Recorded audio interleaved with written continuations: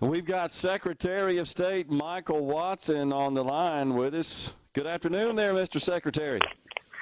Good morning, my friend, or afternoon, whatever it is. How are you today? I'm doing great. You traveling around today, the great state of Mississippi? I am. I just got through speaking with our friends at Girl State, so many bright future leaders here in Mississippi, and just encouraging them to stay home and letting them know we want to be their mentor type. Let me help you make connections. Let me teach you, the opportunities that are here in Mississippi that you may not know about. Really just trying to encourage our best and brightest to stay home and just trying to make sure that they know we care about them and want them to be here in Mississippi. Absolutely, yes, absolutely, touche. All right, so we've got this August primary coming up, and we want folks to get registered, to get out and vote. Give us the rundown on what the rules are there and the deadlines. Yeah, sure. So registration is 30 days out of the primary, and then the general as well.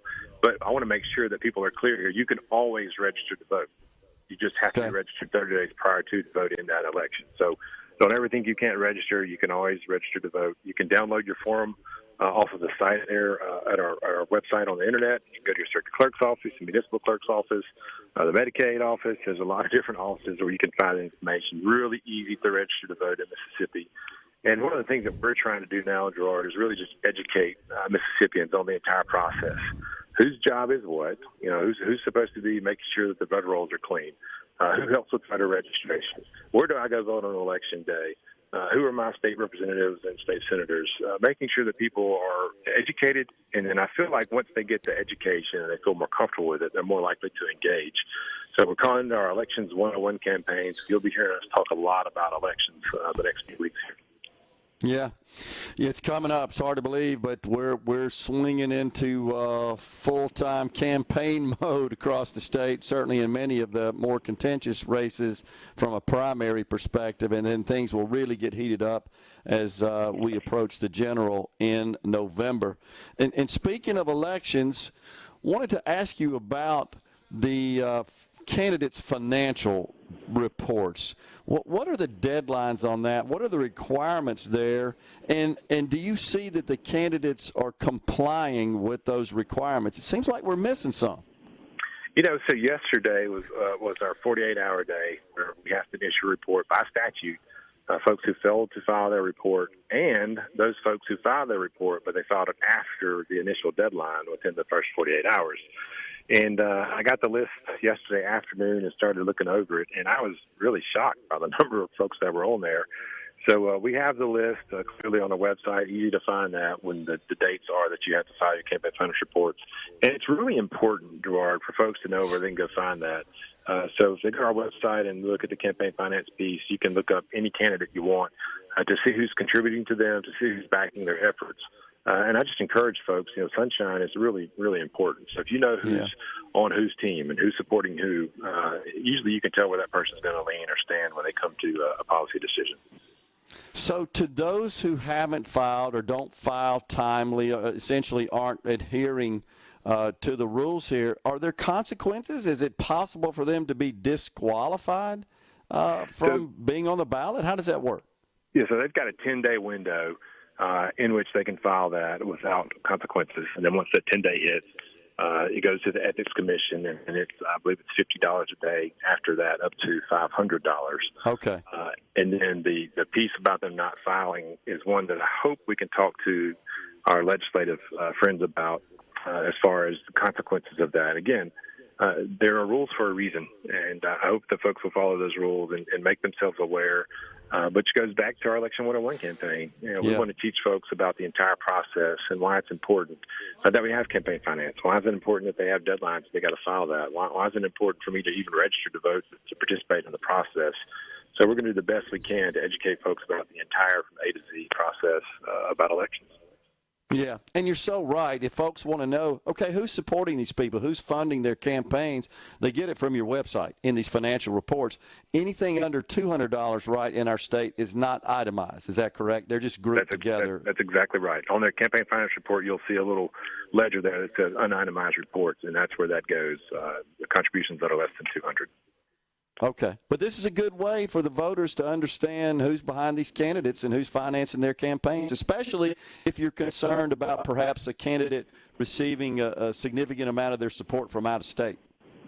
It's always a question, and I don't care if you're an R or a D. And look, people have friends all around the country. I get that. Sure. But when you're receiving money from folks that, you may not completely agree with them on anything, then that's going to tend to maybe tip someone's hat on where they're going to lean on issues. And so it's important to know who is funding a campaign, who's driving that campaign.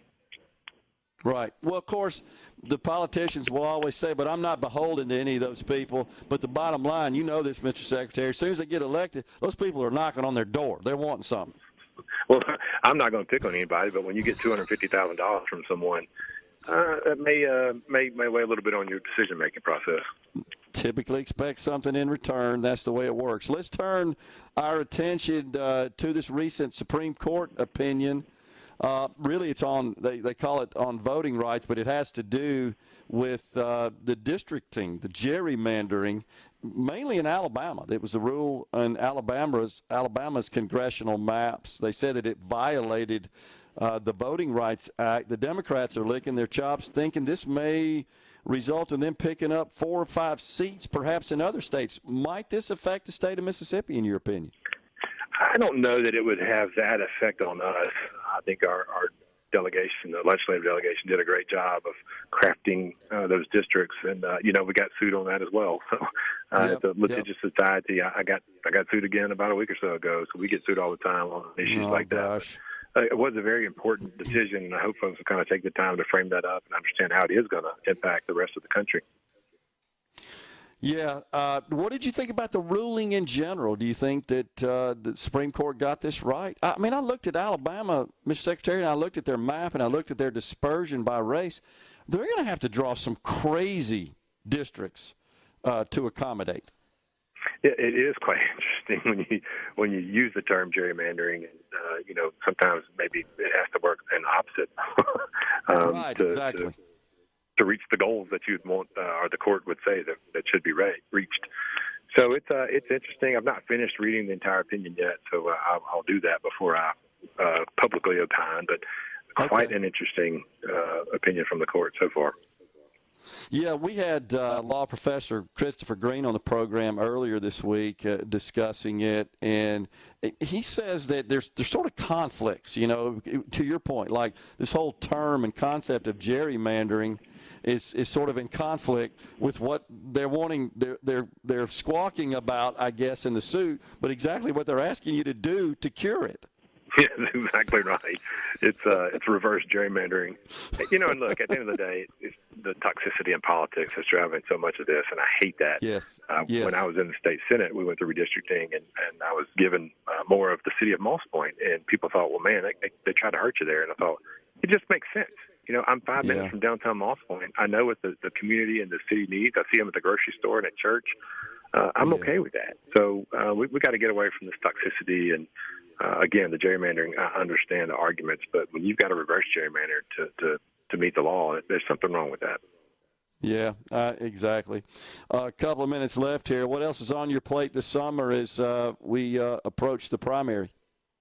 Yeah, so we're traveling a lot. We're talking to our clerks and our commissioners. Again, as I told you, we traveled the whole state, met with all 82 circuit clerks and 410 elections commissioners. And building that team, Gerard, is so important to us. And as we approach this election, again, here in the primary and in the general, just talking to our commissioners and our clerks, making sure that they've got what they need. We're finalizing a contract for the software for our elections systems. And I think that's going to save the state around $900,000, almost $1 million over 4 years. So getting all that stuff tidied down from the legislative session that just passed, making sure that things are in place like that is important. And again, those relationships are so very helpful to get these things done in a timely fashion. Yeah, and we've got some great folks across the state that administer elections in the state of Mississippi. I think your office and the clerks out in the counties do an outstanding job. And, of course, they need poll workers as well. They do. We've got a poll worker portal, and I encourage everybody, if you've not worked an election before, it's your civic duty. Come out and help make sure everybody wants to play in elections. To have clean elections, you got to have good, educated poll workers who want to come out and serve. You get paid, but a lot of folks say we just got a raise for our poll workers this past legislative session. But the important piece is the duty, the service that you're providing for Mississippians, and making sure that we have clean elections. You can't have clean elections without good poll workers. Yeah, absolutely. Mr. Secretary, always good to talk to you, sir. Appreciate you coming on. You got it, my friend. Take care. We're coming right back with more here. We're at Mississippi Blood Services today. Please stay with us.